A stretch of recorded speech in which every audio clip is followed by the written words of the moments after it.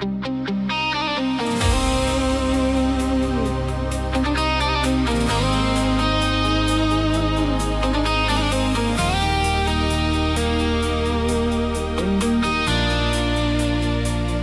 die begin was die woord, en die woord was by God, en die woord was God.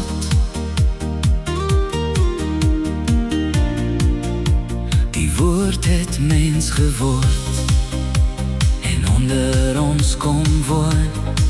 Die Bybel is nie net 'n boek nie,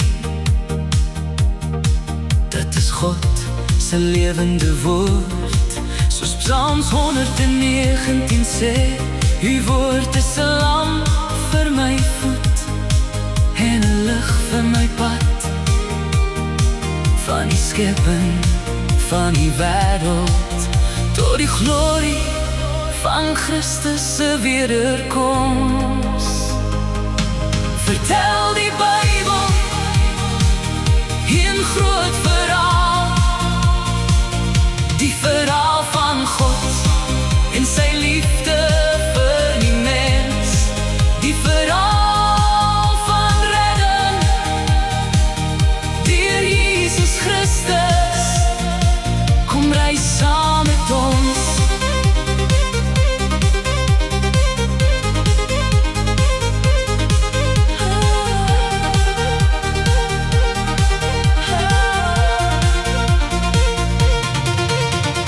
Liedjie vir liedjie deur die woord van God, en nooi ook jou medefamilie in Christus om saam te ontdek die waarheid, die wysheid en die lewe wat God vir ons gee, van Genesis